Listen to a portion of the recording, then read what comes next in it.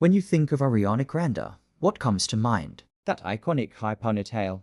The whistle tones that seem to defy physics. A string of #1 hits. All true. But behind the pop superstar is a story of incredible strength.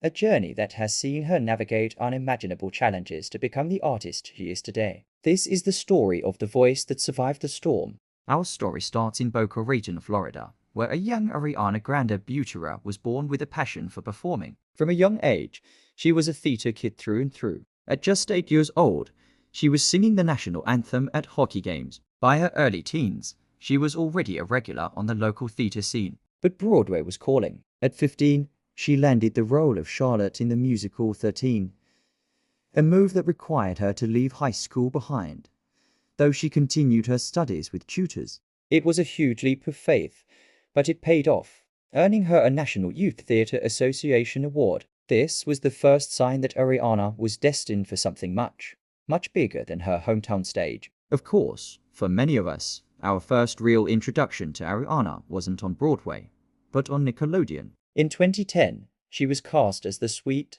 ditzy, and bright red-haired Cat Valentine in the hit show Victorious. The role made her a teen idol, and her character was so popular that she got her own spin-off, Sam and Cat.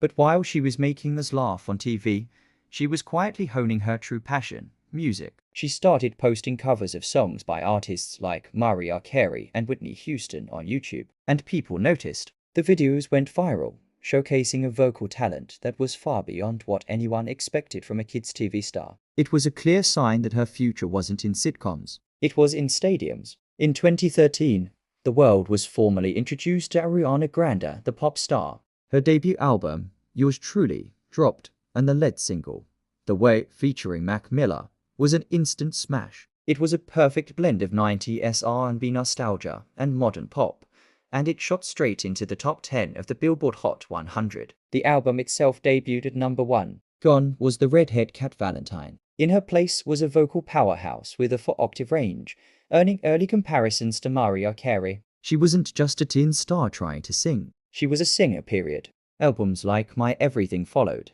giving us huge hits like Problem, Break Free, and Bang Bang. She was collaborating with the biggest names in music and solidifying her place as pop royalty. She had the look, the hits, and most importantly, that incredible voice. Everything was going perfectly, but the brightest lights can often cast the darkest shadows. On May 22, 2017, everything changed. After her concert at the Manchester Arena in the UK, a terrorist attack occurred, tragically taking the lives of 22 people and injuring hundreds more. The world was in shock, and Ariana was left devastated. In a moment that could have shattered her career and her spirit, she was faced with an impossible choice. How do you move forward from something so horrific? Instead of retreating, she responded with a strength that inspired the world. Just 2 weeks later, she returned to Manchester to host the One Love Manchester benefit concert. She stood on that stage alongside superstars like Justin Bieber, Coldplay, and Katy Perry, but all eyes were on her. She cried, she comforted, and she sang her heart out, raising millions for the victims and their families. It was a defining moment, not just in her career, but for a generation. She showed the world that the only way to fight hate is with love, unity, and of course, music. The aftermath of Manchester deeply influenced her next musical era. The album Sweetener, released in 2018, was a testament to her resilience. It was an album about finding the light in the darkness, about healing, and about choosing joy. Tracks like No Tears Left to Cry and God Is a Woman were anthems of strength. The album won her a Grammy for Best Pop Vocal Album, a validation of her artistry and her message. But personally, her struggles were far from over. During this time, she was also dealing with the end of her engagement and the sudden, tragic passing of her ex-boyfriend and close friend, Mac Miller. It was an almost unbearable amount of grief and public scrutiny for anyone to handle. How did she respond? She went back to the studio. In a whirlwind of creative energy fueled by pain, friendship, and a little bit of champagne, she created Thank You Next. The album was written and recorded in just a few weeks. The title track, released as a surprise single, broke the internet. Instead of a bitter breakup song, it was a mature, grateful look at her past relationships, thanking each ex for the lessons they taught her. It was revolutionary. The entire album, With hits like Seven Rings and Break Up With Your Girlfriend, I'm Bored was a raw, unfiltered, and often playful look at her life at that moment. It became her most critically and commercially successful album, debuting at #1 and cementing her status not just as a pop star, but as a cultural icon who turned her pain into pop perfection. This journey of hits, headlines, and healing has also built an incredible empire. Today, Ariana Grande's net worth is estimated to be around $240 million.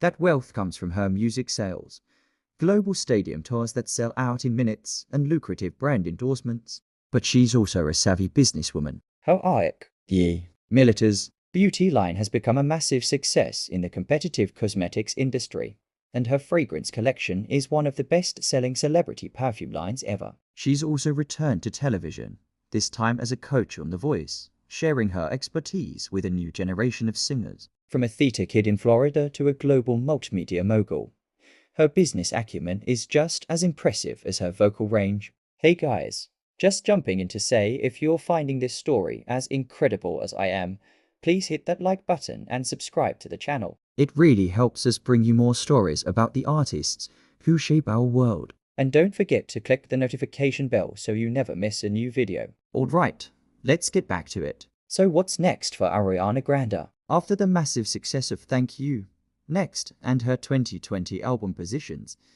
she took a bit of a step back from the pop music machine. She focused on her role in the upcoming film adaptation of the Broadway musical Wicked, where she'll be playing the iconic role of Glinda the Good Witch. It feels like a full circle moment, bringing her back to her musical theater roots that started it all. Her 2024 album, Eternal Sunshine, saw her return to the deeply personal, introspective songwriting her fans love, exploring themes of healing and moving forward. It's clear that she's an artist who is constantly evolving, refusing to be placed in a box.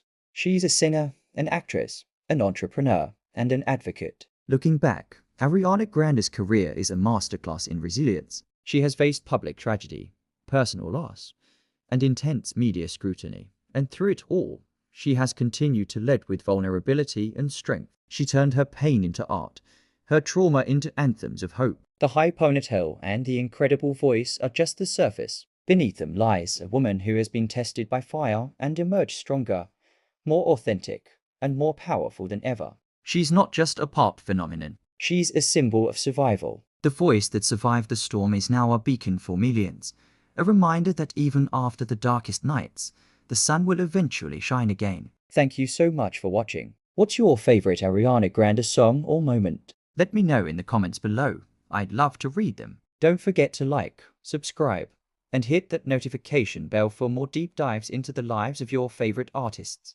Until next time, take care.